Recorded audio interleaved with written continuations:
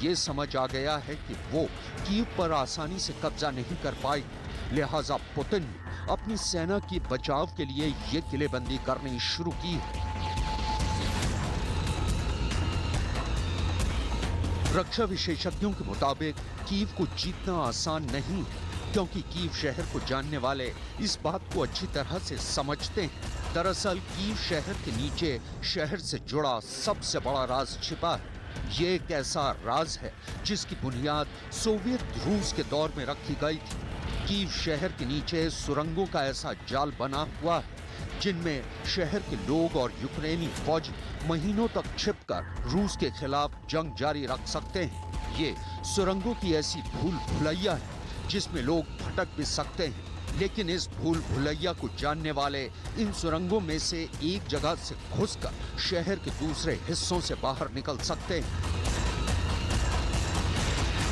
फिलहाल इन सुरंगों का इस्तेमाल शहर के पानी की निकासी के लिए किया जा रहा है, लेकिन फिर भी इन सुरंगों को जानने वाले जानते हैं कि यहाँ सालों पहले बने रूसी सेना के वो बंकर भी मौजूद हैं जिनमें आसानी से छिपा जा सकता है।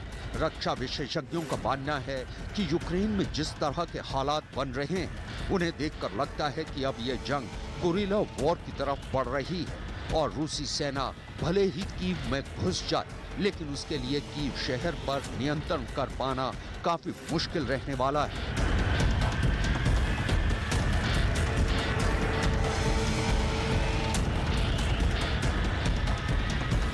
जहाँ तक गुरिल्ला वॉरफेयर की बात है तो मेरा मानना है कि ये बड़ा मुश्किल वॉर होता है। जब भी होता है गुरिल्ला वॉरफेयर आसान नहीं होता है। हमने श्रीलंका में देखा, हमने और भी जगह देखा। बड़ी फोर्सेस के लिए जो रेगुलर फोर्सेस हैं उनको इसमें दिक्कत आती है। इसी तरह अर्बन वॉरफेयर होता है।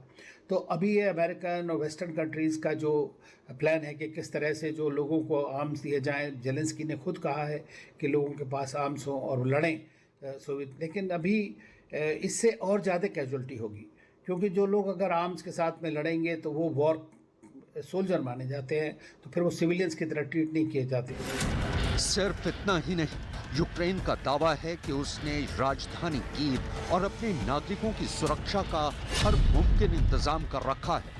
यूक्रेन सरकार के मुताबिक रूसी हमले से बचने के लिए उसने कीव में 3000 बॉम्ब शेल्टर बनाए हैं। यूक्रेन में पूर्वी यूरोप का सबसे बड़ा और सबसे पुराना अंडरग्राउंड नेटवर्क मौजूद है। यूक्रेन की सरकार ने साल 2014 से अपने मेट्रो स्टेशनों में जंग के हालात में उन्हें बॉम्ब शेल्टर की तरह इस्तेमाल करने की तैयारी शुरू कर दी थी। यहाँ तक कि शहर की मेट्रो के 52 में से 47 सब स्टेशनों को शहर के लोगों को रूसी फौज की बमबारी से बचाने के लिए बॉम्ब शेल्टर में तब्दील कर दिया गया है। इन बंकरों में हजारों लोग छिपकर महफूज रह सकते हैं। नीपर नदी के नीचे बनी एक मेट्रो लाइन के जरिए भी शहर के दोनों हिस्से आपस में जुड़े हैं। कीव में सबसे पहला मेट्रो सबवे 1960 में तैयार कर दिया गया था।